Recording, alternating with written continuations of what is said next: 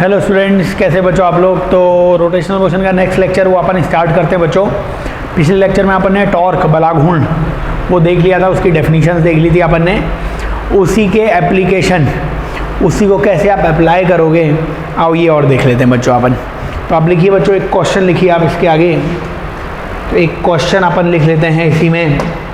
तो क्वेश्चन में आपको दिया हुआ है बच्चों, find torque about point 2, 3, 4 if force F vector equals to 3i minus 6j plus 4k cap Newton is acting at point 4, 6, 7 is acting at point 4, 6, 7। तो ये बच्चों आपको एक सवाल दिया हुआ है, एक बेहतरीन क्वेश्चन दिया हुआ है जो आपको सॉल्व करने को कहा गया है। आप हिंदी में भी लिख लीजिए बच्चों ये क्वेश्चन कि फाइंड टॉर्क अबाउट पॉइंट। तो आप लिख लीजिए कि बिंदु 2, 3, 4 बिंदु 2, 3, 4 के सापेक्ष बलाघूर्ण ज्ञात करें यदि बल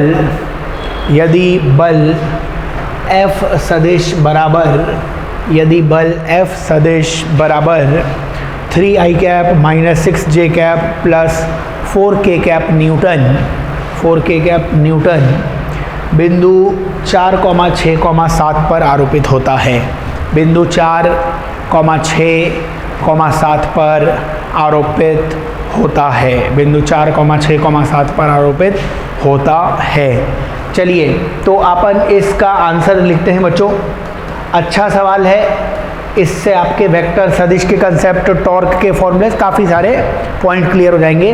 तो क्वेश्चन ने बोल रखा है हमें टॉर्क निकालना है, हमें बलाघूर्ण निकालना है किस बिंदु के सापेक्ष, विद रेस्पेक्ट टू पॉइंट 2, 3, 4।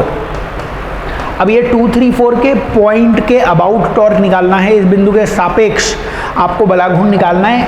सापेक्ष का मतलब, विद रेस्पेक्ट टू का मतलब बच्चों यहीं पे तुम्हें कील लगानी है, कील यहीं पे लगी हुई है, ये इसका मतलब होता है। विद रेस्पेक्ट टू या इस बिंदु के सापेक्ष मतलब वहीं पे कील लगानी पड़ेगी, वहीं पे आपको नेल मानना पड़ेगा, जड़ित बिंदु मानना पड़ेगा, फिक्स पॉइंट मानना पड़ेगा।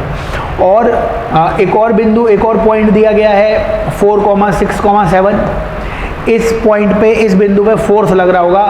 अब वो फोर्स एफ वेक्टर जैसे भी दिया होगा, एफ वेक्टर फोर्स लग रहा होगा इस पे। तो ये क्वेश्चन आपको दिया हुआ है। अगर ये क्वेश्चन आपको दिया हुआ है तो आपको यहाँ पे आर वेक्टर निकालना पड़ जाएगा बच्चों।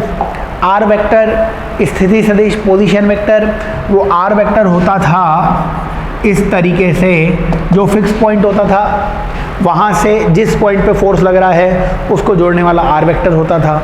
ये आर वेक्टर का फॉर्मूला हो जाएगा बच्चों फाइनल माइनस इनिशियल या head minus tell. Head minus tell मतलब ये हेड है तो 4 - 2 आई कैप में, 6 - 3 जे कैप में, है ना। 4 - 2 आई में, 6 - 3 जे में, और 7 - 4 के कैप में, 7 - 4 के कैप में। तो आपको समझ में ये आना चाहिए कि आर वेक्टर कैसे निकालते हैं अपन। आर वेक्टर कहाँ से कहाँ होता है, स्थिति सदिश पोजीशन वेक्टर कहाँ से कहाँ होता है, जिस बिंदु पर आपने कील मानी हुई है, जिस बिंदु को फिक्स माना हुआ है, जिस पॉइंट के अबाउट, जिस पॉइंट के सापेक्ष आपको बलाघूर्ण या टॉर्क निकालना है, वहाँ से जिस पॉइंट पे फोर्स लग रहा है, जिस पॉइंट पे बल लग रहा है, उसको जोड़ने वाला वेक्टर या सदिश, यही क्या हो जाएगा, आर वेक्टर। अगर ये आर वेक्टर है तो इसको थोड़ा सॉल्व कर लो, इसको थोड़ा सुंदर बना लो। देखो सुंदर बनाने में चीज़ें अच्छी लगती हैं। इसको सुंदर बनाओगे तो कितना हो जाएगा, 2i cap plus 3j cap plus 3k cap. तो ये अपने पास आर वेक्टर आ गया। एफ वेक्टर था ही तुम्हारे पास, एफ वेक्टर दिया हुआ था। क्या दिया हुआ था, एफ वेक्टर दिया हुआ था। एफ वेक्टर क्या दिया हुआ था, 3i। एफ वेक्टर तुम्हें दिया हुआ था 3i cap minus 6j cap plus 4k cap. ये आपको क्या दिया हुआ था, एफ वेक्टर, फोर्स वेक्टर दिया हुआ था। अगर ये एफ है आपके पास और ये आर है आपके पास, तो बताइए मेरे को टॉर्क का फॉर्मूला बच्चों तुम्हें बताया था, टॉर्क या बलाघूर्ण का फॉर्मूला क्या बताया था, टॉर्क या बलाघूर्ण का फॉर्मूला होता था बेटा जी आर क्रॉस एफ के बराबर, यही होता था। आर क्रॉस एफ निकालने के लिए डिटर्मिनेंट हम इस तरीके से बनाते थे, आई कैप लिखते थे, जे कैप लिखते थे और के कैप लिखते थे, आई जे के लिखते थे। और फिर क्या करते थे इसमें हम, जैसे आर ऊपर है तो ध्यान देना, अगर आर वेक्टर पहले लिखा है तो यहाँ पे भी पहले आर ही की संख्या या कोफिशिएंट लिखना पड़ेंगे। तो आर के साथ आई में क्या लिखा है, 2, 3 और 3, तो फिर यहाँ पे भी 2, 3 और 3 ही लिखना पड़ेगा। और इसके बाद जो एफ वेक्टर है, फोर्स है, वो इसके नीचे, तो फोर्स में नंबर्स क्या हैं, डिजिट्स क्या हैं, 3, -6 और 4, 3, -6 और 4। तो ये टॉर्क निकालने के लिए तुम्हें इस तरीके से बनाना पड़ेगा।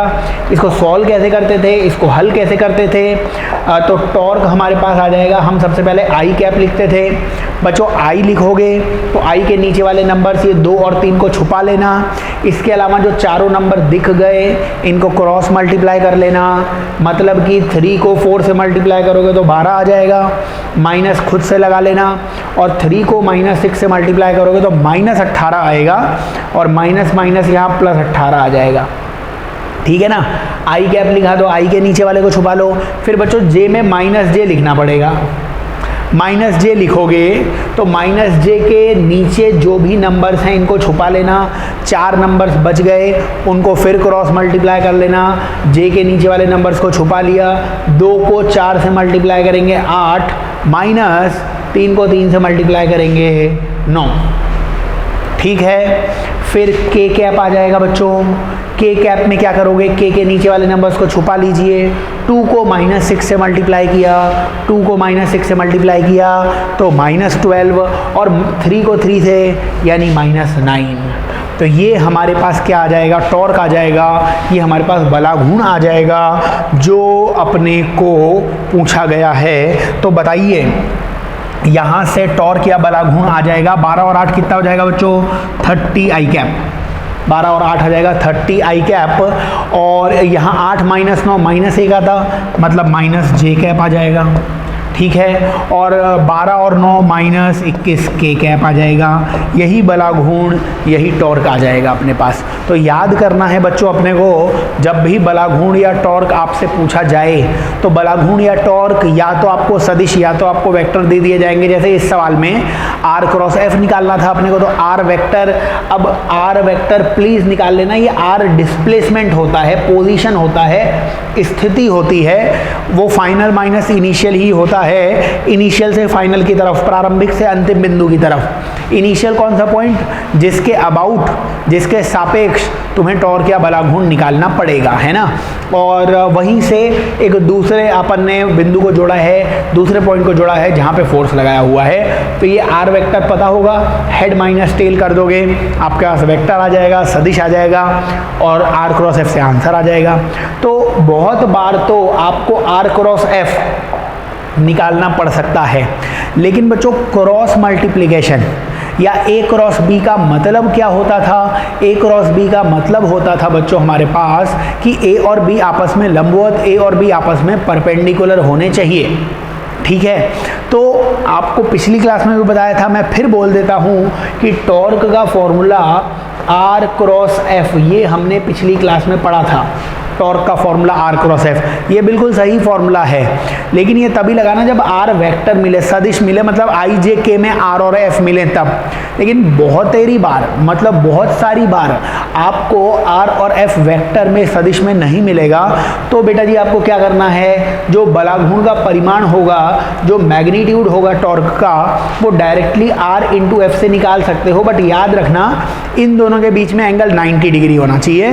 क्रॉस प्रोडक्ट का, सदिश गुणनफल का मतलब यही होता है, मतलब आर लिखो तो आपको परपेंडिकुलर या लंबवत क्या लिखना पड़ेगा, फोर्स लिखना पड़ेगा। और इसमें आप एफ इंटू आर लिखते हो, फोर्स लिख दिया तो फिर आर क्या होना चाहिए, दूरी क्या होनी चाहिए, परपेंडिकुलर। मतलब आर और एफ के बीच का एंगल 90 डिग्री बना दो, तब भी तुम आर क्रॉस एफ बलाघूर्ण या टॉर्क निकाल सकते हो। इसके बारे में हमने चर्चा कर ली, इसके बारे में हमने डिस्कशन कर लिया कि कैसे आप वेक्टर्स बनाओगे। तो इसके कम ही सवाल बनते हैं, आई जे के वेक्टर से निकाल लोगे।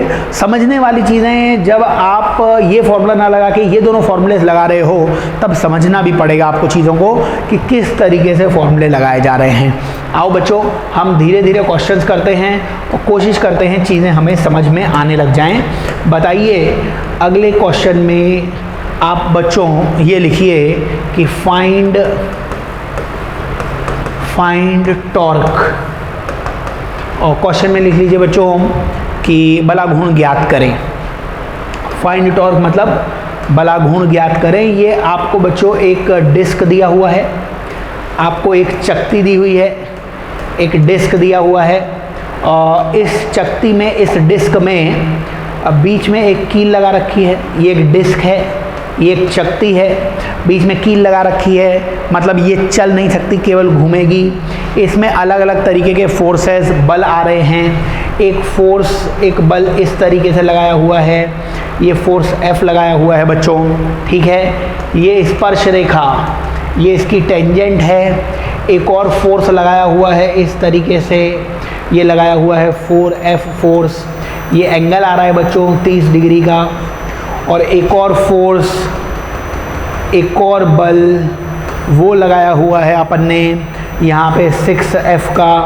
ये एंगल भी 30 डिग्री 30 डिग्री दिया हुआ है। इसकी रेडियस, इसकी त्रिज्या तुम्हें R दे रखी है।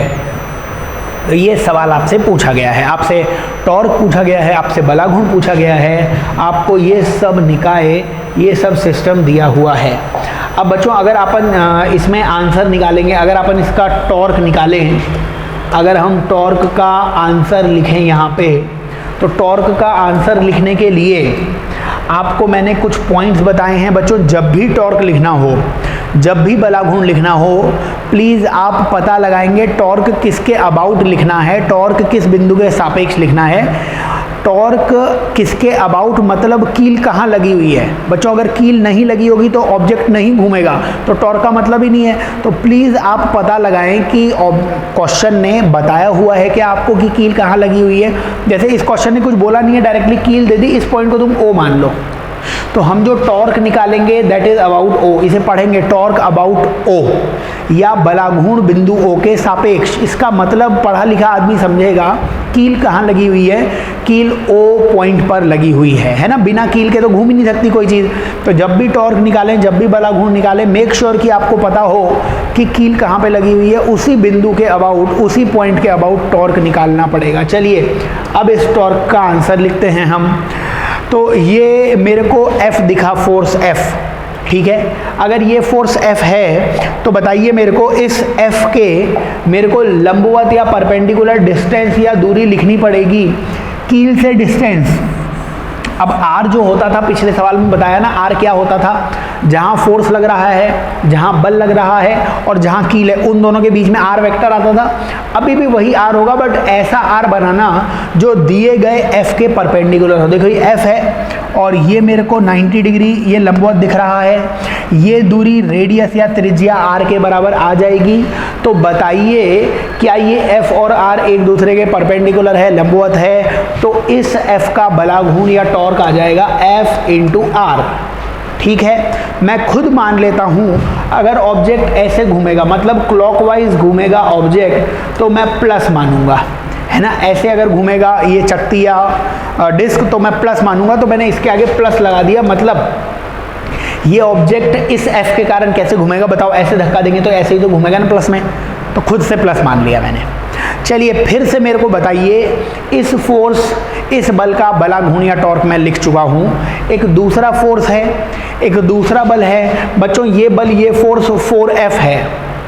अब ये पॉइंट कील वाला पॉइंट है, ये पॉइंट पे फोर्स लग रहा है, मैंने इन दोनों को जोड़ा तो ये डिस्टेंस, ये दूरी मेरे को r दिख रही है। लेकिन बच्चों टॉर्क या बलाघूर्ण में r और f के बीच में एंगल 90 डिग्री होना चाहिए। इस r से जो परपेंडिकुलर फोर्स होगा, जो लंबवत बल होगा, वो आप मल्टीप्लाई करेंगे तो टॉर्क या बलाघूर्ण मिलेगा। इसीलिए मैंने इस 4f का घटक या कंपोनेंट कर लिया ऐसे। तो बताओ 4f का कंपोनेंट आ जाएगा 4f cos 30 डिग्री आ जाएगा कंपोनेंट। तो 4f cos 30 डिग्री और r, बताओ ये 4f cos 30 इसे कैसे घुमाता? तुम ऐसे धक्का दे रहे हो तो ये भी इसे क्लॉकवाइज ही घुमाता। तो इस 4f का टॉर्क, इस 4f का बलाघूर्ण भी प्लस में ही आता। कितना आता? Plus 4f cos 30 into r, 4f cos 30 into R. याद कर लेना, जब भी मैं बल और दूरी लिख रहा हूँ, फोर्स और डिस्टेंस लिख रहा हूँ, उनके बीच में एंगल ज़रूर 90 डिग्री होगा, क्योंकि क्रॉस प्रोडक्ट या सदिश गुणनफल में आवश्यक है, नेसेसरी है कि उन दोनों के बीच में एंगल 90 डिग्री होना चाहिए। इसका टॉर्क भी लिख दिया हमने, है ना। टॉर्क मतलब घुमाना है, ये फोर्स लगा और ये फोर्स इसे ऐसे घुमा देगा। और आप ऐसे सोचिए, अगर आपको और मैं समझाऊँ, ये फोर्स 4f था ना, इसके दो घटक आते हैं, इसके दो कंपोनेंट आते हैं। एक कंपोनेंट इधर आया, एक घटक इधर आया। एक कंपोनेंट ऐसे आता, एक घटक ऐसे आता, 4f sin 30 आता ना कंपोनेंट घटक। बताओ ये इसे घुमाने लायक था कि नहीं था? बताओ इसको ऐसे धक्का देंगे तो ये कील टूट सकती है, लेकिन घूमेगा थोड़ी ना यार। दबा रहे हो तुम एक टायर, मान लो इसे, और टायर के ऊपर तुमने फोर्स लगा दिया तो ये घूमने वाला है क्या? तो ये वैसे भी नहीं घूम रहा है। अरे भाई ये फोर्स घुमाएगा, वो तो समझ में भी आएगा। एक टायर है, टायर पर तुमने ऐसे धक्का दिया तो ये घूम जाएगा ना इस तरीके से। तो बस वही घुमा रहे हैं यहाँ पर। तो लॉजिक भी लगाओगे तब भी समझ में आ जाएगा आपको। चलिए इस 6f की बात करते हैं। वही कील और जहाँ फोर्स लग रहा है उनके बीच की डिस्टेंस या दूरी कितनी है? r। इसके परपेंडिकुलर, इसके लंबवत बल इस r के, वो मेरे को ये वाला फोर्स, ये वाला घटक दिखेगा। और ये कितना आ जाएगा? 6f cos 30। क्या ये 6f cos 30 और r परपेंडिकुलर है, लंबवत है? लेकिन इस बार ये 6f cos 30 से किधर घुमाएगा? एंटी क्लॉकवाइज घुमाएगा, एंटी क्लॉकवाइज घुमाएगा। इसीलिए अगर क्लॉकवाइज को तुमने प्लस माना है, एंटी क्लॉकवाइज को माइनस मानना। इसका बलाघूर्ण या टॉर्क लिखेंगे -6f cos 30 और लंबवत दूरी परपेंडिकुलर डिस्टेंस r। तो आपको जब भी टॉर्क या बलाघूर्ण लिखना हो, या तो r क्रॉस f कीजिए। ध्यान रखेंगे r क्रॉस f में r ऊपर f नीचे, और r क्रॉस f में बच्चों i j k में ही क्वांटिटीज लिखनी पड़ेंगी, तभी आंसर सही आएगा। अगर आई जे के या वेक्टर आपके पास नहीं हो तो बल गुणा बल के लंबवत दूरी, force multiply by perpendicular distance आप मल्टीप्लाई करेंगे, तब भी आपको टॉर्क मिल सकता है। वहाँ पे डायरेक्शन या दिशा तुम्हें खुद से समझनी पड़ेगी, कौन किसे किधर घुमा रहा है, उसके अकॉर्डिंग आंसर आ जाएगा। तो बस यही इस क्वेश्चन से समझदारी है। सॉल्व आप बेसिकली कर सकते हो तो आंसर कुछ ना कुछ आ जाएगा। ऊपर एफ आर रह जाएगा। ये 4f cos 30 था, ये -6f cos 30 था। इन दोनों से बाकी रह जाएगा -2f cos 30 into r, -2f cos 30 into r। ये आ जाएगा अपने पास। तो कितना आ जाएगा यहाँ से? fr, तो fr रह जाएगा -2fr, है ना, -2fr। और cos 30 कितना होता था बेटा? √3/2। ये दो को ले गया, ले जाने दो। आंसर आ गया हमारे पास fr और 1 - √3। fr 1 - √3। ये आंसर प्लस में आया है कि माइनस में? प्लस में मत बोल देना। √3 कितना होता है? 1.7 मान लेता हूँ मैं, वैसे 1.732 होता है। 1 - 1.7 आंसर आएगा -0.7 fr। ये आंसर आया है। माइनस क्या बता रहा है? डायरेक्शन या दिशा। माइनस तुमने किसको माना था? एंटी क्लॉकवाइज को। इसका मतलब आपको बोलना पड़ेगा कि टॉर्क है 0.7 fr का। किस डायरेक्शन में? एंटी क्लॉकवाइज डायरेक्शन में। ये ऑब्जेक्ट घूम रहा होगा एंटी क्लॉकवाइज डायरेक्शन में, और कितने टॉर्क से, कितने बलाघूर्ण से? वो आएगा 0.7 fr। ठीक है, तो आप जो भी डायरेक्शन, जो भी दिशा मानोगे उस अनुसार आंसर आ जाया करेगा।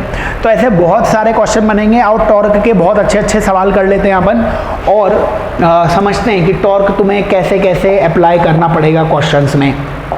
चलिए, एक क्वेश्चन में आप लिख लीजिए find tension in the strings, find tension in the strings. बच्चों आप लिख लीजिए कि रस्सियों में तनाव बल ज्ञात करें, रस्सियों में तनाव बल ज्ञात करें, है ना। और आपको ये सिस्टम दिया हुआ है, आपको ये वॉल दी हुई है, मतलब छत दी गई है, रूफ दी गई है ना। और आपके घर की छत है, यहाँ पे एक रस्सी ये रही, एक रस्सी ये रही, तो ये दो रस्सियाँ बना दी गई हैं और इन दो रस्सियों से हमने क्या किया है, एक रॉड को, एक छड़ को इस तरीके से बांधा हुआ है। एक रॉड है, एक छड़ है, उसको इस तरीके से बांधा गया है। रॉड के बारे में इसका मास या द्रव्यमान वो m मान लेना आप। इसकी लेंथ 1 मीटर या 100 सेंटीमीटर मान लेना बच्चों आप, ये दिया गया है। ये आपको 40 सेंटीमीटर दिया गया है और ये आपको 10 सेंटीमीटर दिया गया है। तो ये आप फिगर बना सकते हैं, ये चित्र आप बना सकते हैं। रस्सियों में तनाव बल, टेंशन इन स्ट्रिंग, वो अपने को बताना है। चलिए बच्चों, ये क्वेश्चन में फिगर दिया हुआ था और अपन इसको जो है और थोड़ा सा सॉल्व कर लेंगे। बताइए, इसका हम आंसर लिखते हैं। इसी फिगर में कुछ वैल्यूज़ मैं बताता हूँ। पहले इसका फ्री बॉडी डायग्राम, इस पे लगने वाले फोर्सेस बता दीजिए बच्चों मेरे को। रस्सी में जो टेंशन या तनाव बल आता है वो हमेशा मास से बाहर की तरफ आता है, आउटवर्ड्स द मास आता है, द्रव्यमान से बाहर की तरफ आता है। तो यहाँ पे जो आपको तनाव बल दिखेगा, जो टेंशन या तनाव बल यहाँ पे दिखेगा वो ऊपर की तरफ दिखेगा। मान लेता हूँ मैं, ये कितना है, T1 है, ठीक है। ऐसे यहाँ पे भी जो टेंशन और तनाव बल आपको दिखेगा वो ऊपर की तरफ कितना दिखने वाला है, T2 दिखने वाला है, ठीक है। ये दो फोर्सेस, तनाव बल या टेंशन हमेशा अवे फ्रॉम ऑब्जेक्ट आती है। इसी में बच्चों एक mg लग रहा होगा, एक क्या लग रहा होगा, mg लग रहा होगा। तो मैंने एक इसमें बीचों बीच लगा दिया है mg। इसी में बीचों बीच क्या लग रहा होगा, एक बीचों बीच लग रहा होगा mg, ठीक है। तो mg लगा दिया। mg की डिस्टेंस कितनी आएगी, दूरी कितनी आएगी बच्चों, डिस्टेंस या दूरी भी बता दो मेरे को। देखो ये बीचों बीच लग रहा है, मतलब सेंटर ऑफ मास पे लग रहा होगा, ये द्रव्यमान केंद्र पे, यानी 50 सेंटीमीटर। 100 सेंटीमीटर टोटल लेंथ थी, तो बीचों बीच 50 सेंटीमीटर पे लग रहा होगा। मतलब ये वाली डिस्टेंस, ये वाली दूरी तो तुम्हें 40 सेंटीमीटर माननी पड़ेगी, तभी 40 और 10 50 हो जाएगी। और ये 40 था, तो ये डिस्टेंस, ये दूरी तुम्हें कितनी माननी पड़ेगी, 10 सेंटीमीटर माननी पड़ेगी। तो जो जो चीज़ें मेरे को आती थी वो मैंने यहाँ पे शो कर दी, वो मैंने यहाँ पे दर्शा दी। अच्छा, अब मैं इसके आंसर की तरफ बढ़ने लगता हूँ। तो जो जो आपको बताया जा रहा है वो आप, ये फिगर मैंने साइड में कर दिया है और मैं इसकी कैलकुलेशन आपको करके बताता हूँ। आप हर एक वैल्यू इससे सीखने का प्रयास करें। क्या ये सिस्टम आपको चलते हुए दिख रहा है, क्या ये सिस्टम आपको स्लाइड करते हुए दिख रहा है, क्या ये स्थानांतरित गति करते हुए दिख रहा है। बच्चों ये नहीं चल रहा है, ये नहीं चल रहा है, मतलब मैं यहाँ पे लिख देता हूँ no translational motion, no translational motion, या हिंदी में आप लिख लेना स्थानांतरित गति नहीं हो रही है इसकी। बच्चों अगर स्थानांतरित गति नहीं हो रही है, ट्रांसलेटरी मोशन नहीं हो रहा है, तो इस पे लगने वाला टोटल फोर्स तुम्हें 0 मानना पड़ेगा। अगर फोर्स लग रहा होता तो इधर उधर जा रहा होता। इसका मतलब ये नहीं चल रहा है तो इस पे टोटल फोर्स 0 होगा। ऊपर कितना फोर्स लगेगा, T1 भी ऊपर लग रहा है, T2 भी ऊपर लग रहा है, नीचे mg लग रहा है। तो एक ये इक्वेशन आ जाएगी T1 प्लस T2 बराबर mg। वैसे ये इक्वेशन तुम नहीं भी बनाते तब भी इस क्वेश्चन को अपन सॉल्व कर सकते थे, बट मैं बता रहा हूँ कि एग्जाम में आप क्या क्या इक्वेशंस बना सकते हो। क्योंकि ये चलते हुए नहीं दिख रहा है, इसलिए T1 और T2 ऊपर लग रहे होंगे, नीचे mg लग रहा होगा, ये एक दूसरे को क्या कर लेगा, कैंसिल कर लेगा, टोटल फोर्स नेट फोर्स 0 हो जाएगा।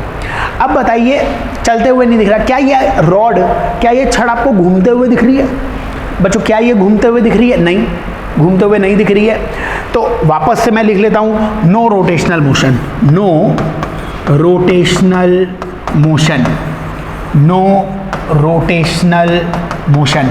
बताइए, अगर रोटेशनल मोशन नहीं है इसका मतलब टॉर्क ज़ीरो होना चाहिए। लेकिन टॉर्क जब भी लिखें, torque about which point, torque किस बिंदु के सापेक्ष ज़ीरो होगा।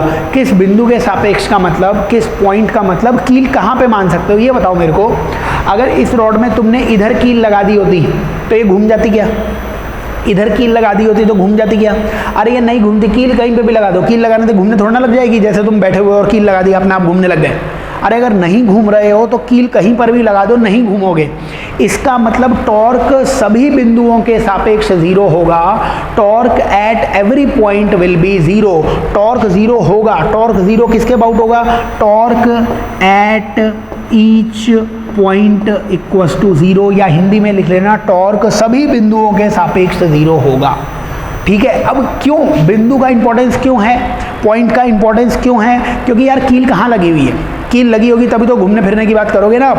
तो आपको इसीलिए बताना पड़ेगा सामने वाले को टॉर्क किस पॉइंट के अबाउट, सभी पॉइंट के अबाउट टॉर्क या बलाघूर्ण ज़ीरो होगा। अब आप जब भी बच्चों क्वेश्चन सॉल्व करें, क्वेश्चन में आप कील कहीं पे भी मान सकते हो, यहाँ पे है ना, यहाँ पे कहीं भी कील मान सकते हो। ऐसे कील मानना कि अननोन वेरिएबल्स, जो आपको राशियाँ पता ना हो, उनमें से कोई एक आध चीज़ें हट जाएं। जैसे मैं टॉर्क ज़ीरो करने वाला हूँ अब, है ना, क्योंकि ये घूम नहीं रही है, पहले चल नहीं रही थी तो फोर्स ज़ीरो कर दिया, घूम नहीं रही है तो टॉर्क ज़ीरो करूँगा। लेकिन टॉर्क के लिए बिंदु चाहिए, पॉइंट चाहिए, तो मैं सबसे पहले कील जो मांगता हूँ, मैंने एक कील लगा दी इस पॉइंट पर, और इस पॉइंट को पॉइंट 1 कह दिया, और मैं यहाँ पे लिखने वाला हूँ बच्चों, torque about point 1 is equals to zero. अब मैंने 1 ही पॉइंट क्यों चुना, यही पॉइंट मैंने क्यों चुना वो अभी पता लग जाएगा। बताइए, यहाँ पे 3 फोर्सेस थे, T1, T2 और mg, 3 फोर्सेस हैं, 3 बल हैं, तो 3 टॉर्क लिखने चाहिए थे। लेकिन बच्चों ये कील है और कील पर ही तुमने फोर्स लगा दिया। बताओ, कील पर फोर्स लगाने से ऑब्जेक्ट घूमने वाला है क्या, वस्तु घूमने वाली है क्या? नहीं घूमेगी। इस T1 का टॉर्क इस पॉइंट के अबाउट ज़ीरो मानना पड़ेगा, T1 का बलाघूर्ण इस बिंदु के सापेक्ष ज़ीरो मानना पड़ेगा। अगर नहीं समझ में आएगी तो मैं समझा रहा हूँ कि तुमने फोर्स इसी कील पर लगा दिया तो घूमेगा नहीं घूमेगा तो टॉर्क मत लिखिए। आप टॉर्क या बलाघूर्ण का फॉर्मूला होता था बल गुणा लंबवत दूरी, फोर्स इंटू परपेंडिकुलर डिस्टेंस। बताइए, अगर फोर्स यहीं पे लग गया तो कील से कितनी दूरी है इसकी, कील से इसकी दूरी ज़ीरो है, तो T1 को ज़ीरो से मल्टीप्लाई करोगे तो T1 का कोई टॉर्क कोई बलाघूर्ण मत लिखना। तो ये बिंदु मैंने चुना ना, इस पॉइंट से क्या हुआ, T1 आएगा नहीं इक्वेशन में।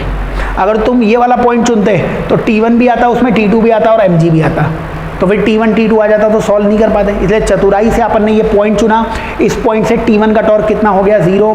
बताओ मेरे को अब mg का टॉर्क कितना होगा, mg का बलाघूर्ण कितना होगा। देखिए बच्चों, mg लग रहा है नीचे, mg लग रहा है नीचे, और mg की इस कील से डिस्टेंस 40 पहले ही लिखी हुई है, तो mg को मल्टीप्लाई कर दिया 40/100 से, वो सेंटीमीटर है, उसको मैंने मीटर में बदल रखा है। ठीक है ना। और नीचे वाली डायरेक्शन को मैं मान लेता हूँ माइनस, तो नीचे वाली डायरेक्शन को अगर मैं माइनस मानता तो इसके आगे माइनस लगा दिया कि यहाँ कील लगी है तो mg इसे किधर घुमाना चाहेगा, नीचे, तो माइनस लगा दिया, mg का टॉर्क लिख दिया। कैसे लिखा torque, force into perpendicular distance, force या बल कितना है mg, और परपेंडिकुलर डिस्टेंस लंबवत दूरी कितनी है 40। इसी में मेरे को टॉर्क या बलाघूर्ण लिखना पड़ेगा T2 का। बताइए, T2 ऊपर लग रहा है, अब नीचे वाली डायरेक्शन को माइनस माना है तो ऊपर घूमने वाले को प्लस मान लेता हूँ, तो प्लस T2, और T2 की परपेंडिकुलर डिस्टेंस लंबवत दूरी कील से, ये डिस्टेंस अगर आप देखोगे ये 40 और 10 कितनी हो रही है, 50, और नीचे 100 आ ही जाएगा। इसको आपको ज़ीरो करना पड़ेगा। ज़ीरो क्यों किया, क्योंकि ये नहीं घूम रहा है। ठीक है, अगर ये ऊपर घूम रहा होता तो टॉर्क ज़ीरो नहीं होता। mg नीचे घुमाना चाहता है, T2 ऊपर घुमाना चाहता है, लेकिन ये कहीं नहीं घूम रहा, तो इसको मिला के मैंने कितना कर दिया, ज़ीरो। अगर इसको आप ज़ीरो करोगे, देखो तुम्हारे पास T2 का आंसर आ जाएगा। क्या आ जाएगा आंसर, ये 100 और 100 उधर चला जाएगा, ये माइनस उधर चला जाएगा, तो T2 इंटू 50 वो 40 mg के बराबर आ जाएगा। T2 इंटू 50 40 mg के बराबर, T2 की वैल्यू कितनी आ जाएगी, 4 mg/5, तो T2 की वैल्यू आ जाएगी 4 mg/5, है ना। आपन ने पॉइंट बड़ी अच्छा चुना, इसलिए इस इक्वेशन में, इस समीकरण में मेरे को T1 ना दिखा। आपको जब भी अज्ञात या अननोन क्वांटिटीज दिखें ऐसा पॉइंट चुनना जिससे बहुत सारी अज्ञात या अननोन क्वांटिटीज जाएं, ताकि वो वाला टॉर्क, वो वाला बलाघूर्ण तुम्हें ना लिखना पड़े और वो वाला टॉर्क, वो वाला बलाघूर्ण नहीं लिखना पड़ेगा। तो बड़ी ही आसानी से आंसर आ सकता है। ठीक है, अब देखो तुम्हारे पास तरीका है, तुम्हारे पास T2 की वैल्यू कितनी आ गई, 4 mg/5 आ गई ना। तो ये एक इक्वेशन थी, अगर T2 4 mg/5 है तो यहाँ से T1 की वैल्यू mg/5 ही आएगी। ठीक है, वो रख के आ सकता था, लेकिन इस इक्वेशन की ज़रूरत नहीं है। हम तो टॉर्क लिखना सीख रहे थे, हमने सीखा टॉर्क तो किसी भी पॉइंट से 0 होगा, तो हम एक और कील बना लेते हैं, हम वहाँ से भी टॉर्क की इक्वेशन लिखना सीखते हैं। एक बच्चों हमने यहाँ पे वापस से यही सिस्टम है, इस बार हमने कील यहाँ लगा दी, इसको सेकंड पॉइंट बोल दिया, और हम बोलते हैं टॉर्क सेकंड पॉइंट का वो भी आप कर दो 0। क्यों 0 कर दो, कील कहीं पे भी लगा दो, घूमेगा थोड़ी ना ये, लेकिन टॉर्क लिखना जरूर आ जाएगा हमें। बताओ यहाँ पे कील लगाई तो T2 का टॉर्क कितना होगा, T2 का बलाघूर्ण कितना होगा, 0 होगा, क्योंकि T2 और T2 कील पर ही लग रहा है। बलाघूर्ण आने का मतलब, टॉर्क आने का मतलब वो फोर्स, वो बल घुमा सकता है उसे, तो कील पर फोर्स लगाने से घूमेगा थोड़ी ना वो, तो T2 का टॉर्क नहीं आएगा, T2 घुमा ही नहीं सकता इस कील को। और फॉर्मूला देख लो, T2 और T2 की परपेंडिकुलर डिस्टेंस, लंबवत दूरी कितनी है, 0 है ना। अब तुम mg की बात करते तो नीचे वाली डायरेक्शन को अगर मैं माइनस मानूँ तो माइनस, और mg, क्या mg अगर कील यहाँ पे लगी हुई, अब वो पहली कील को भूल जाना, अब ये टॉर्क 2 मतलब कील केवल 2 पे लगी हुई है ना। अगर 2 पे कील लगी हुई है और तुम ऐसे यहाँ पे फोर्स लगा रहे हो नीचे, तो क्या ये रॉड नीचे घूम जाएगी, हाँ घूमनी चाहिए थी ना। इसका मतलब इसका टॉर्क लिखना पड़ेगा, कितना टॉर्क आएगा इसका, कितना बलाघूर्ण आएगा इसका, नीचे mg है, बल है mg की परपेंडिकुलर डिस्टेंस, लंबवत दूरी 10 दिख रही है, तो mg को 10/100 से मल्टीप्लाई कर दिया। अगर यहाँ कील लगी हुई है तो बताओ ये T1 इसे किधर घुमाना चाहेगा, इसको ऊपर घुमाना चाहेगा, ऊपर वाली डायरेक्शन को तो प्लस T1, क्योंकि ऊपर घुमाना चाहेगा प्लस T1, और यहाँ से यहाँ तक डिस्टेंस या दूरी कितनी आ जाएगी, 50/100। परपेंडिकुलर डिस्टेंस ये T1 है, T1 की लंबवत दूरी परपेंडिकुलर डिस्टेंस 50 आ जाएगा। आंसर आ गया हमारे पास, 100 से 100 कैंसिल हो जाएगा, T1 की वैल्यू निकालोगे, ये माइनस mg 10 उधर चला जाएगा, mg/5 आ जाएगा, जो हमने पहले ही बता दिया था। बट टॉर्क या बलाघूर्ण लिखना सीख रहे थे, इसलिए इस तरीके से इसे सॉल्व कर लेना। बच्चों याद करना, क्वेश्चन बहुत अच्छा है, इससे एक एक कंसेप्ट आपके क्लियर हो जाएंगे। ये सवाल दिया हुआ था, ये रॉड ना तो चल रही है ना तो घूम रही है, क्योंकि ये चल नहीं रही है इसीलिए इस पर फोर्स 0 होगा, बल 0 होगा, क्योंकि ये नहीं घूम रही है इसलिए टॉर्क भी 0 होगा। टॉर्क हर पॉइंट पे 0 होगा, कहीं भी कील लगा दो। और टॉर्क लिखने के लिए हमेशा बल गुणा लंबवत दूरी, फोर्स इनटू परपेंडिकुलर डिस्टेंस लिखना पड़ेगा। अगर कील से ही फोर्स गुजर रहा होगा तो वो फोर्स पता नहीं किसी नासमझ ने लगाया होगा, वो फोर्स घुमा नहीं सकता है, उसका टॉर्क 0 मानना पड़ेगा। आ जाएगा क्वेश्चन। आओ ऐसे ही और सवाल करते हैं अपन। पहले एक सेम पैटर्न का क्वेश्चन एक और कर लेते हैं अपन, ताकि आप लोग उसके आंसर बता दो। चलिए एक और क्वेश्चन में आप लिख लीजिए बच्चों, find out values of normal reaction. Find out values of normal reactions. बच्चों लिख लीजिए, अभिलंब प्रतिक्रिया बल का मान ज्ञात करें। अभिलंब प्रतिक्रिया बल का मान ज्ञात करें। अभिलंब प्रतिक्रिया बल का मान ज्ञात करें। बच्चों वापस से अपन क्वेश्चन को सॉल्व कर लेते हैं। एक अपने को रॉड दी गई है, चित्र दिया गया है आपको, सुंदर सा चित्र बना ले। एक रॉड दी गई है, एक छड़ दी गई है आपको, एक रॉड एक छड़ दी गई है।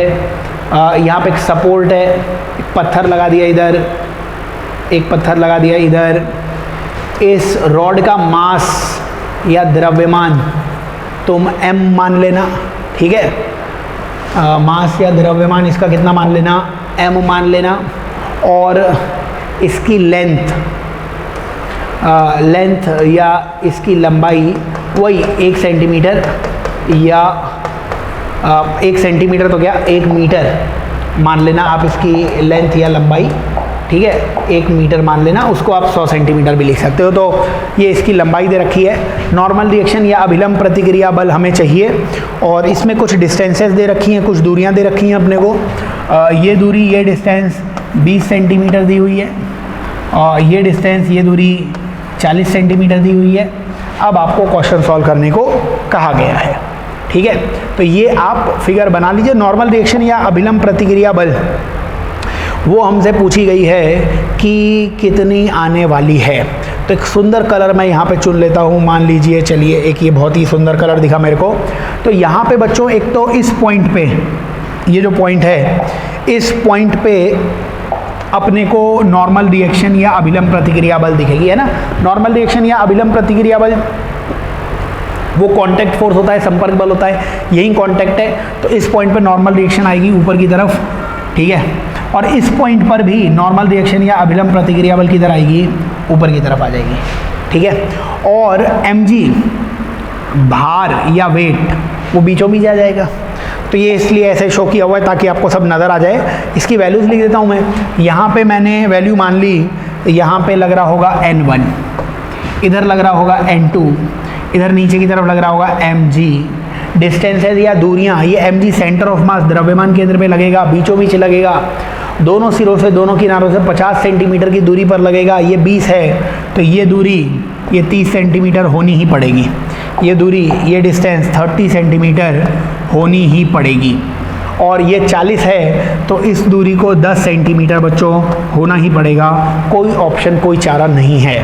चलिए इस क्वेश्चन को सॉल्व करना है। सॉल्व करना बड़ा आसान है, वापस से फटाफट सब लिखते चलिए। क्या इस पे नेट फोर्स, कुल बल आपको इस निकाय पे 0 दिखेगा, क्योंकि ये चलते हुए नहीं दिख रहा है तो नेट फोर्स 0 है, कुल बल 0 है। इस इक्वेशन की ज़रूरत नहीं है, बट इक्वेशन आप लिख लें ताकि कुछ कन्फ्यूजन ना हो। नेट फोर्स कुल बल 0 है। इसका निष्कर्ष क्या आया, ऊपर n1 लग रहा होगा, ऊपर n2 लग रहा होगा और नीचे mg लग रहा होगा, उनको बराबर करना पड़ेगा। ऊपर n1 n2, नीचे mg, तो n1 प्लस n2 को किसके बराबर करना पड़ेगा, mg के बराबर करना पड़ेगा, ठीक है। चलिए ये एक इक्वेशन हो गई। दूसरा बच्चों, ये घूम भी नहीं रही है। फोर्स नेट 0 क्यों किया, क्योंकि ये चल नहीं रही थी, है ना। ट्रांसलेशनल मोशन, ट्रांसलेशनल मोशन या स्थानांतरित गति, है ना, वो नहीं हो रही थी। तो लिख लेना, स्थानांतरित गति नहीं हो रही है या नो ट्रांसलेशनल मोशन, इसलिए नेट फोर्स 0 है। बच्चों ये रॉड घूमेगी भी नहीं, ऐसे ही पड़ी हुई है, तो no rotational motion, no rotational motion, no rotational motion, इसका मतलब घूर्णन गति भी नहीं होगी इसमें। हिंदी में लिख लेना, घूर्णन गति भी नहीं होगी। अगर घूर्णन गति नहीं होगी तो बच्चों टॉर्क आपको 0 मानना पड़ेगा। किस पॉइंट के अबाउट टॉर्क 0 होगा, about each point, torque about each point 0 होगा। बलागुण प्रत्येक बिंदु के सापेक्ष 0 होगा। हर एक पॉइंट, हर एक बिंदु के सापेक्ष टॉर्क या बलागुण 0 होगा, क्योंकि कहीं भी कील लगा दो कुछ फर्क नहीं पड़ता है। ये रॉड नहीं घूमने वाली है, तो आपको यहाँ पे कील लगानी पड़ेगी। अलग अलग जगह पे कील लगाइए और टॉर्क की वैल्यू लिखिए, उसी से आपका आंसर आ जाएगा। चलिए तो सबसे पहले हम कील लगाते हैं इस पॉइंट पे। इस पॉइंट पे हमने कील लगाई, इसको पहला पॉइंट बोल दिया। तो हम सबसे पहले लिखने वाले हैं टॉर्क फर्स्ट पॉइंट के अबाउट, और वो 0 क्यों लिखने वाले हैं, क्योंकि इधर कील लगा दोगे, घूमने वाला है नहीं है। बच्चों 3 फोर्सेज हैं, 3 बल हैं, 3 टॉर्क आने चाहिए थे, लेकिन तुमने चालाकी से यहाँ कील लगा दी, तो n1 चाहकर भी उसे नहीं घुमा पाएगा। n1 की लंबवत दूरी, परपेंडिकुलर डिस्टेंस कील से 0 है, n1 का टॉर्क या बलागुण 0 आएगा। बताइए mg नीचे लगेगा, नीचे वाली डायरेक्शन को मैं माइनस मान लेता हूँ, तो mg नीचे लगा और mg की इस फर्स्ट पॉइंट से दूरी कितनी है, 30 है, तो 30/100 ये mg का टॉर्क हो गया, बलागुण हो गया। टॉर्क मतलब फोर्स इंटू परपेंडिकुलर डिस्टेंस, बल और लंबवत दूरी 30 आ जाएगी, है ना। ऐसे ही ये N2 किधर घुमाएगा, अगर mg नीचे घुमाता इसे तो ये N2 ऊपर घुमाता, ऊपर वाली डायरेक्शन को प्लस मान लिया मैंने, प्लस N2 आ जाएगा। और N2 के डिस्टेंस कील से कितनी है, N2 की कील से दूरी 40 दिख रही है इस बार, तो N2 की कील से दूरी 40, तो 40/100। और ये टॉर्क, ये बला घूम तुम्हें ज़ीरो करना पड़ेगा, क्योंकि ना तो ये नीचे घूम रहा है ना तो ये ऊपर घूम रहा है, इसलिए अपन ने इनको बराबर कर रखा है। बताइए यहाँ से टॉर्क जो ज़ीरो किया है, आंसर आ जाएगा 100 से 100 ये दूसरी तरफ जाके ज़ीरो हो जाएंगे, ये -30 mg उधर चला जाएगा, तो N2 की वैल्यू आ जाएगी 3 mg/4, है ना। 0 से 0 भी कैंसिल हो जाएगा, इधर 0 से 0 कैंसिल हो जाएगा, तो 3 mg और नीचे 4। N2 की वैल्यू कितनी आ जाएगी, 3 mg/4 आ जाएगी, N2 की वैल्यू 3 mg/4 आ जाएगी। चलिए ये तो अपने पास क्या आया है, ये हमने जब कील 1 पे मानी है तब आया है। इसी तरीके से आप ये बताइए, अगर मैं एक और कील लगा देता और वो इस बार सेकेंड पॉइंट पे लगाता, कील लगा दी सेकेंड पॉइंट पे, बताइए सेकेंड पॉइंट पे कील लगाई अपन ने, तो वापस से आप लोग लिखेंगे, स्पेस कहीं दिख जाए मेरे को, चलो फिगर भी मैं चाहता था आप लोगों को दिखे, चलो अपन यहाँ पे इधर लिख लेते हैं। तो टॉर्क सेकेंड पॉइंट का वो भी मेरे को कितना लिखना है, 0। बताइए दूसरे पॉइंट से टॉर्क, अब दूसरे पॉइंट से अगर टॉर्क लिखोगे तो इस थोड़ा सा छोटा कर लेते हैं ताकि आपको फिगर और इक्वेशन एक साथ दिख जाए। तो बताइए अगर सेकंड पॉइंट के अबाउट आप टॉर्क लिखते हैं बच्चों, सेकंड बिंदु के सापेक्ष आप बलाघूर्ण लिखना चाहते हैं, तो सेकंड बिंदु को आपने माना तो N2 का टॉर्क 0 हो जाएगा, N2 का बलाघूर्ण, क्योंकि N2 कील पर ही लगी है, कील पर लगेगी तब तो ऑब्जेक्ट घूम नहीं सकता है। हाँ, कील से थोड़ी दूरी पर mg लग गया तो mg नीचे घुमाएगा, इसे mg नीचे घुमाएगा, तो मैंने -mg। और बताइए mg की कितनी डिस्टेंस दिख रही है, 10, तो 10/100 ये mg का टॉर्क आ गया। चलिए N1 इसे ऊपर घुमाएगा, mg नीचे घुमा रहा था, नीचे वाले को माइनस लिखा, N1 ऊपर घुमा रहा है, ऊपर वाले को प्लस लिख देंगे, और N1 का टॉर्क हो जाएगा N1 × 40/100, क्योंकि N1 की कील से परपेंडिकुलर डिस्टेंस लंबवत दूरी 40 है। बच्चों याद रखना R क्रॉस F का मतलब ही यही होता है, R और F के बीच में एंगल 90 डिग्री। तो जब भी मैं फोर्स लिख रहा हूँ N1, तो परपेंडिकुलर डिस्टेंस लंबवत दूरी वो लिखनी पड़ेगी। यहाँ से तुम सॉल्व करके निकाल सकते थे टॉर्क की वैल्यू, बताओ, मतलब टॉर्क तो 0 है, N1 की वैल्यू आ जाती, 100 से 100 कैंसिल हो जाता, 0 से 0 कैंसिल हो जाता, mg दूसरी तरफ आता, N1 की वैल्यू आ जाती mg/4, तो 3 mg/4 इनको जोड़ोगे तो mg बन जाएगा। हमने एक इक्वेशन भी लिखी थी यहाँ पे कि N1 + N2 की वैल्यू mg होनी चाहिए, क्रॉस चेक भी हो जाएगा। आप N1 और N2 को जोड़ेंगे, अगर N1 और N2 को अगर आप जोड़ते तो N1 और N2 जुड़ के कितना दिख जाता, mg दिख जाता, जो आना भी चाहिए था। टॉर्क की प्रैक्टिस चल रही है, बलाघूर्ण की प्रैक्टिस चल रही है, एक से एक सवाल अपन कर लेते हैं। तो आप इसी में बच्चों क्या कीजिए, एक नेक्स्ट क्वेश्चन, एक अगला सवाल वो अपन करने की और कोशिश करते हैं। चलिए नेक्स्ट क्वेश्चन की तरफ, अगले प्रश्न की तरफ अपन चलते हैं। क्या क्वेश्चन नेक्स्ट है और क्या इसका आंसर आएगा। देखिए अगला अच्छा सवाल आप ऐसे लिखिए, क्वेश्चन में लिखिए कि if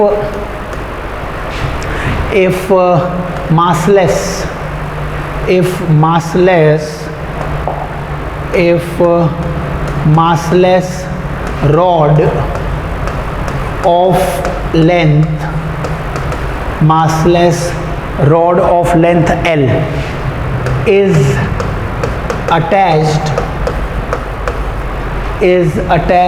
with strings at both of its end, find ratio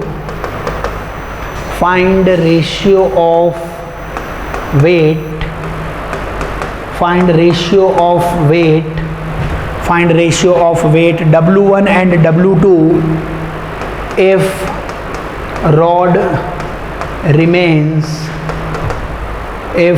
remains horizontal always, rod remains horizontal always। एक चित्र भी दिया हुआ है, फिगर भी दिया हुआ है, वो मैं बना दूंगा अभी।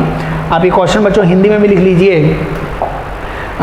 यदि एक भारहीन छड़ की लंबाई L है, यदि एक भारहीन छड़ की लंबाई L है जिसके दोनों सिरों पर रस्सी बांधी गई है, तब भार W1 व W2 का अनुपात ज्ञात करें जिससे यह छड़ सदैव क्षैतिज रहेगी।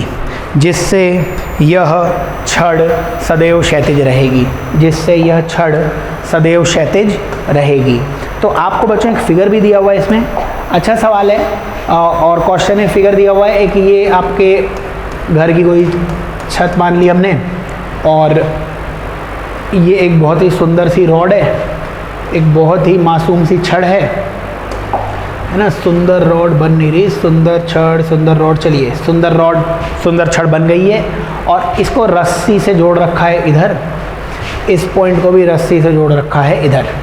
तो ये रस्सियां हैं, ये स्ट्रिंग है, ये भी स्ट्रिंग है, ये भी रस्सी है और यहाँ पर एक वेट, एक भार लटका दिया गया है W1 का, यहाँ पे वेट, यहाँ पे भार लटका दिया गया है W2 का। ये रॉड हमेशा हॉरिजॉन्टल रहेगी, क्षैतिज रहेगी, ऐसे टेढ़ी नहीं होएगी। ये एंगल, ये कोण तुम्हें 60 डिग्री दिया गया है, ये एंगल, ये कोण तुम्हें 30 डिग्री दिया गया है। W1/W2 तुम्हें निकालने को कहा गया है। स्टैंडर्ड क्वेश्चन, बढ़िया क्वेश्चन, आपके मन की परतों को खोलने वाला क्वेश्चन। जो सारे अच्छे कंसेप्ट्स हैं वो इस क्वेश्चन से सीखे जा सकते हैं। बताइए, अपन इसमें क्वेश्चन सॉल्व करते हैं। अब देखो क्वेश्चन में बच्चों फ्री बॉडी डायग्राम अगर आप बनाते, इसका फ्री बॉडी डायग्राम अगर हम बनाते तो फ्री बॉडी डायग्राम या स्वतंत्र वस्तु चित्र, उसमें आप मेरे को फोर्सेस बता दीजिए, बल बता दीजिए। एक रस्सी दिख रही है तो टेंशन आता, तनाव आता, वो हमेशा मास से बाहर की तरफ, आउटवर्ड्स द मास, या द्रव्यमान से दूर की तरफ आता, ऐसे आता। ये मेरे पास क्या आ जाता, एक तनाव या टेंशन आता। ठीक है, इधर भी तनाव या टेंशन इस ओर आता। तनाव या टेंशन हमेशा किधर आता है, मास से बाहर की तरफ, द्रव्यमान से बाहर की तरफ। और वो कितना आता, मान लिया मैंने इधर आया T1 और इधर कितना है T2। ये आपके पास तनाव या फिर ये आपके पास टेंशन फोर्स दिखता है ना। और वेट तो है ये mg की वैल्यू W1 दे रखी है, तो वो भी मैं शो कर देता हूँ। नीचे और भी एक और फोर्स लग रहा है, ये W1 है ना। ये फोर्स है W1, वही mg है, mg की वैल्यू W1 दे रखी है। नीचे एक और बल लग रहा है, नीचे एक और फोर्स लग रहा है, वो कितना लग रहा है W2। तो ये 4 फोर्स, ये 4 बल यहाँ पे लग रहे हैं बच्चों, ये आपको समझ में आना चाहिए। अब आप ये बताइए मेरे को कि ये जो सिस्टम दिया हुआ है, ये जो निकाय दिया हुआ है, इसमें टॉर्क नेट वो 0 होना चाहिए, कुल बलाघूर्ण 0 होना चाहिए। अगर बलाघूर्ण होता, अगर टॉर्क होता तो ये रॉड टेढ़ी हो गई होती। कोई एक टॉर्क ज़्यादा होता, कोई एक बलाघूर्ण ज़्यादा होता तो वो इसे इधर घुमा देता या इधर घुमा देता, रॉड टेढ़ी हो जाती। अगर रॉड टेढ़ी नहीं है, रॉड बिल्कुल हॉरिजॉन्टल है, रॉड बिल्कुल क्षैतिज है, तो नेट टॉर्क 0 होना चाहिए हर पॉइंट के अबाउट, है ना, एट ईच पॉइंट। हिंदी में भी लिख देना कुल बलाघूर्ण 0 सभी बिंदु के सापेक्ष, क्योंकि कील कहीं पे भी लगा दो, ये रॉड टेढ़ी नहीं होनी चाहिए। सवाल ने बोला ये रॉड, ये छड़ हमेशा क्षैतिज रहेगी। अब देखो कील कैसे चुनोगे। अब यहाँ पे तुम कील कैसे लगाते हो, बस कील सही से लगा दोगे तो आंसर आ जाएगा। बच्चों अगर कील यहाँ पे लगाओगे, है ना, क्योंकि कील तो तुम्हें खुद लगानी पड़ेगी, सवाल ने तो दी नहीं है। कील कहीं पे भी लगा दो, घूमनी नहीं चाहिए, ये कंडीशन है। अगर कील तुम यहाँ पे लगाते तो इन दोनों का टॉर्क, इन दोनों का बलाघूर्ण तो 0 हो जाता, क्योंकि ये दोनों तो कहाँ से गुजर रहे हैं, कील से ही गुजर रहे हैं। लेकिन इन दोनों का टॉर्क, इन दोनों का बलाघूर्ण कुछ ना कुछ आ जाता तुम्हारे पास, और इन दोनों का टॉर्क, इन दोनों का बलाघूर्ण आता तो W2 भी आता इक्वेशन में, T2 भी आता। अब T2 आ गया, जबकि T2 पूछा ही नहीं था। अब T2 आ जाएगा तो तुम्हें T2 हटाने के लिए और इक्वेशन चाहिए होगी, तो बहुत माथापच्ची हो जाएगी। तुम इधर कील मानते, इधर कील मानते तो ये दोनों इक्वेशन, मतलब ये दोनों जो बल हैं वो तो इक्वेशन में नहीं आते, ये दोनों फोर्सेस तो इक्वेशन में नहीं आते, लेकिन T1 इक्वेशन में आ जाता। बच्चों हमें T1 T2 चाहिए ही नहीं, हमें तो W1 W2 का रेशियो चाहिए ना। तो रोटेशन के सवालों में आपको पॉइंट ऑफ रोटेशन या जड़ित बिंदु या कील वाला पॉइंट समझना पड़ेगा। अगर वो पॉइंट आप सही से बना दोगे तो आंसर जल्दी आ जाएगा, वरना ये सवाल बहुत लेंदी हो जाएगा। मैं यहाँ पे कील इसको मान रहा हूँ, इस पॉइंट पे मैं कील मान रहा हूँ। इस पॉइंट पे कील मानूंगा मैं। इस पॉइंट पे कील मानने से क्या फ़ायदा है? बहुत सारे फ़ायदे हैं। और फ़ायदा ये है, बताओ ये T1 इस कील से गुजर रहा है क्या? तो T1 का टॉर्क इस कील के सापेक्ष, T1 का टॉर्क इस कील के अबाउट 0। और क्या ये T2 भी इस कील से गुजर रही है? तो T2 का टॉर्क, T2 का बलाघूर्ण भी इस पॉइंट के अबाउट कितना आ जाएगा? 0।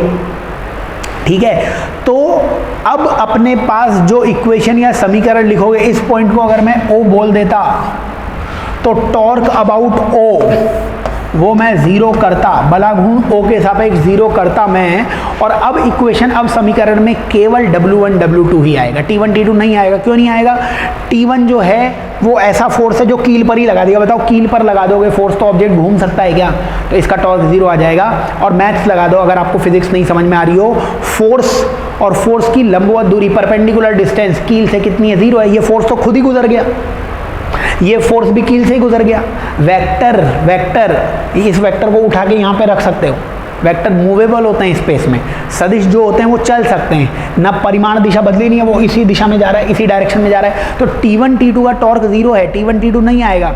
अब W1 W2 का टॉर्क लिख दोगे, आंसर आ जाएगा। अब W1 W2 का टॉर्क लिखना भी बड़ा आसान है, बट आना चाहिए आपको। टॉर्क लिखने के लिए बल को लंबवत दूरी से, फोर्स को परपेंडिकुलर डिस्टेंस से मल्टीप्लाई करना पड़ेगा बेटा। कैसे करोगे? अब आप सेट कर लो कि आपको क्या क्या वैल्यूज दी गई हैं। जैसे हमें इस रॉड की लेंथ कितनी दी गई थी? इस छड़ की लंबाई L दी गई थी। तो अब आप कोई एक चीज़ सेट कर लो कि सर ये चीज़ तो मैं यही रखूँगा, दूसरी आप बता देना। तो मैंने क्या किया, ये अगर L है तो ये वाली डिस्टेंस, ये वाली दूरी, ये वाली डिस्टेंस, ये वाली दूरी, ये L cos 60 आ जाएगी। ये वाली डिस्टेंस, ये वाली दूरी L cos 60 आ जाएगी ना। ये L है तो ये एंगल कितना हो जाएगा, मतलब ये लेंथ कितनी हो जाएगी, कंपोनेंट कितना हो जाएगा? L cos 60। तो मैंने लिखा टॉर्क O के अबाउट L cos 60। अगर ये L cos 60 लिखा, अगर ये मैंने दूरी मान ली, ये मैंने डिस्टेंस मान ली, तो इसके परपेंडिकुलर फोर्स चाहिए, इसके लंबवत बल चाहिए। अब ये 60 था तो ये एंगल 30 होना पड़ेगा, और ये 30 हो गया तो ये एंगल फिर से कितना हो जाएगा? 60 हो जाएगा। और अगर नीचे W1 लग रहा है तो W1 का इधर घटक, इधर कंपोनेंट W1 cos 60 आ जाएगा कि नहीं आ जाएगा? तो क्या ये L cos 60 और W1 cos 60 परपेंडिकुलर है, लंबवत हैं? ये दूरी हो गई, डिस्टेंस हो गई, R हो गया, ये F की वैल्यू हो गई, और दोनों परपेंडिकुलर है, दोनों लंबवत हैं। मल्टीप्लाई करने पे टॉर्क जरूर सही लिखा होगा आपने। तो दूरी या डिस्टेंस L cos 60, इसके परपेंडिकुलर, इसके लंबवत W1 cos 60। ये मैंने W1 का टॉर्क, W1 का बलाघूर्ण लिख दिया है। बताओ अगर इधर फोर्स लगाओगे तो ये ऐसे ही घूमेगा, ये किस डायरेक्शन में घूमेगा, ये किस दिशा में घूमेगा? इस दिशा में घूमेगा। इसको मैं प्लस मान लेता हूँ, इसको क्लॉकवाइज डायरेक्शन, ऐसे तो घुमाएगा नहीं, इसे एंटी क्लॉकवाइज। इस डायरेक्शन को मैंने क्या मान लिया? प्लस मान लिया, इसीलिए इसके आगे मैंने क्या लगा दिया? प्लस। अच्छा, अब तुम्हें W2 का टॉर्क लिखना था, W2 का बलाघूर्ण लिखना था। मैंने वापस से दूरी, वापस से डिस्टेंस, ये दूरी, ये डिस्टेंस लिखनी चाहिए मैंने, जो मैंने लिख भी दी, क्योंकि ये L था तो L का थीटा के साथ वाला कंपोनेंट L cos 30 आ जाएगा भाई। तो ये कंपोनेंट, ये घटक कितना आ गया? L cos 60। अगर दूरी तुम L cos 60 लिखते हो तो L cos 60 के लंबवत, L cos 60 के परपेंडिकुलर फोर्स या बल चाहिए। अब ये 30 है तो ये एंगल 60 होना पड़ेगा, तभी तो लंबवत या परपेंडिकुलर 90 हो जाएगा। ये 60 है तो भाई ये एंगल 30 डिग्री होना पड़ेगा। और ये 30 है तो नीचे W2 था, W2 का इधर घटक, इधर कंपोनेंट W2 cos 30 आ जाएगा। बताओ मैंने लिखा L cos 30, L cos 30, L cos 30 के परपेंडिकुलर या लंबवत बल कौन सा दिख रहा है? W2 cos 30। क्या ये लंबाई और फोर्स परपेंडिकुलर हैं, लेंथ और फोर्स परपेंडिकुलर हैं, लंबवत हैं, मतलब बलाघूर्ण ठीक लिखा है। लेकिन ये इसे किधर घुमाएगा इस बार? W2 cos 30 इसे अपोजिट डायरेक्शन, विपरीत दिशा में घुमाएगा, क्लॉकवाइज घुमाएगा। उसको माइनस लिखना पड़ेगा। जब तुम इसको प्लस बोल रहे हो तो अपोजिट डायरेक्शन को माइनस बोलना पड़ेगा, इसके आगे माइनस आना पड़ेगा। और ये टोटल बलाघूर्ण, ये टोटल टॉर्क तुम्हें 0 मानना पड़ेगा, क्योंकि ये रॉड घूम ही नहीं रही। ये इधर घुमा रहा होगा, ये इधर घुमा रहा होगा, ये रॉड कहीं नहीं घूम रही। क्वेश्चन ने बोला रॉड क्षैतिज है, हॉरिजॉन्टल है, मतलब कहीं नहीं घूम रही होगी, है ना। अगर हमसे बोल देता रॉड इस तरीके से टेढ़ी है, इसका मतलब ये वाला टॉर्क ज़्यादा हो गया, ये वाला बला घूर्ण ज़्यादा हो गया।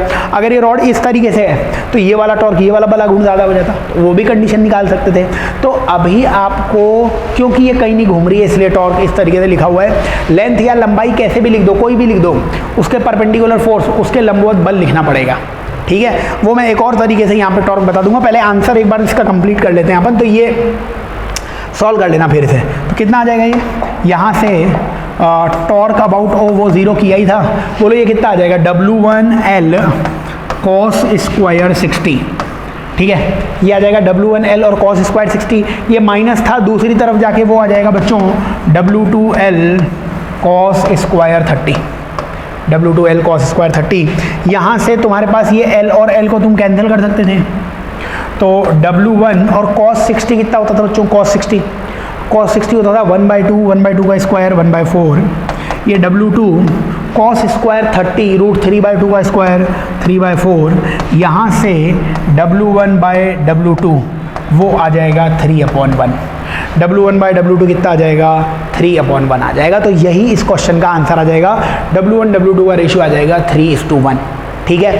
बच्चों याद रखना, टॉर्क या बलाघूर्ण लिख रहे हैं अपन, टॉर्क या बलाघूर्ण लिख रहे हैं तो बल गुणा लंबवत दूरी, फोर्स इनटू परपेंडिकुलर डिस्टेंस होना चाहिए।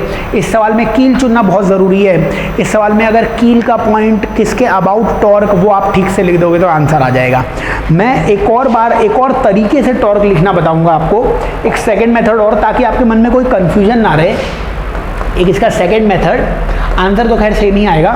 मैं वापस से चित्र बना लेता हूँ, एक रफ स्केच बना लेता हूँ। ये आपके घर की सुंदर सी छत है और ये एक रॉड, फिर से एक सुंदर सी छड़ या सुंदर सी रॉड वो अपन बना लेते हैं। चलिए छोटी सी रॉड बना ली, और ये क्या है यहाँ पे, ये अपन ने रस्सियों से इसको बांध दिया ऐसे इस तरीके से, और यहाँ पे अपन ने लटका दिया W1 को, और यहाँ पे अपन ने लटका दिया W2 को, और ये लेंथ, ये लंबाई L दे रखी थी, ये एंगल 60 डिग्री दे रखा था, ये एंगल 30 डिग्री दे रखा था। तो हमें अभी भी, मैं सेम ही चीज़ बता रहा हूँ, अभी भी कील तो हम यहीं पे मानेंगे, अभी भी कील तो आप यहीं पर मानना। यहाँ पर कील लग गई, तो बोल्ड करके लिख दिया मैंने ताकि आपको समझ में आए, कील तो यहीं पर है, ठीक है। इसी कील के अबाउट टॉर्क या बलाघूर्ण लिखना है अपने को। अब टॉर्क या बलाघूर्ण, इस पॉइंट को अगर मैं O बोलता बच्चों, तो टॉर्क अबाउट O वो लिख रहा था मैं, टॉर्क O के अबाउट या बलाघूर्ण O के सापेक्ष लिखता मैं। तो टॉर्क O के अबाउट O के सापेक्ष कैसे लिखता मैं, फोर्स और परपेंडिकुलर डिस्टेंस, बल और लंबवत दूरी। अब हो सकता है बल या फोर्स कोई ऐसे बोल दे कि सर बल या फोर्स आप ऐसे क्यों नहीं मान लेते हो कि ये नीचे W1 लग रहा है, देखिए ये पूरा ऐसे नीचे की तरफ क्या लग रहा है, ये नीचे की तरफ क्या लगा, W1, नीचे की तरफ W1 लग रहा है। क्या ये वाली डिस्टेंस, क्या ये वाली दूरी परपेंडिकुलर दिख रही है?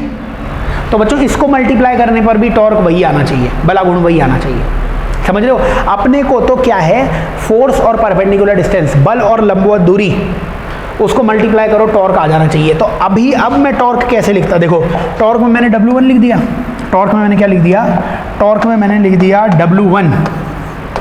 W1 तो आ गया, लेकिन परपेंडिकुलर डिस्टेंस, लंबवत दूरी ये वाली चाहिए। बताओ बच्चों, ये डिस्टेंस आती L cos 60, ये लेंथ, ये लंबाई L cos 60 आती। कैसे आती है L cos 60, ये L था तो 60 के साथ वाला L cos 60 आ जाता। बच्चों ये वाला एंगल भी 60 डिग्री होता, ये वाला कोण भी 60 डिग्री होता, क्योंकि ऐसे एक Z दिख रहा है।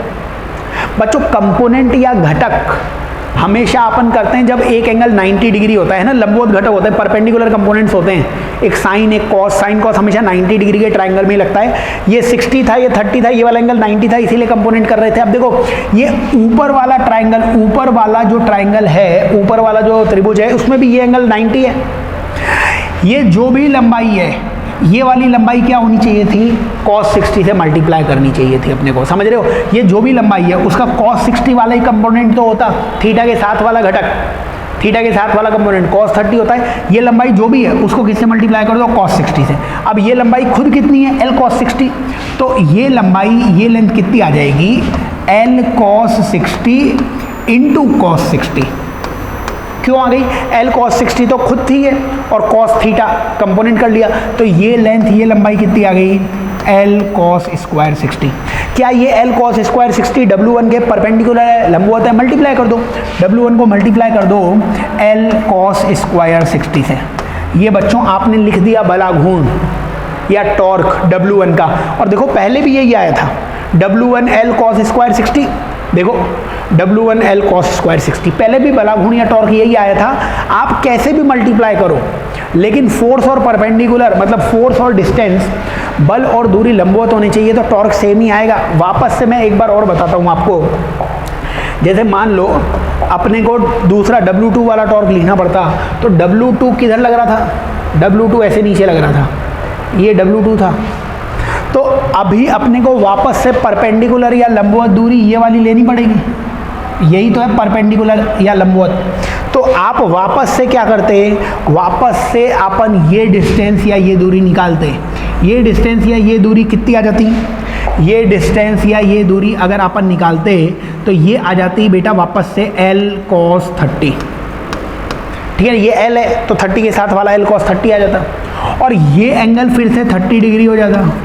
तो L cos 30 का फिर से cos 30 करोगे तो ये लेंथ ये लंबाई आ जाएगी L cos स्क्वायर 30।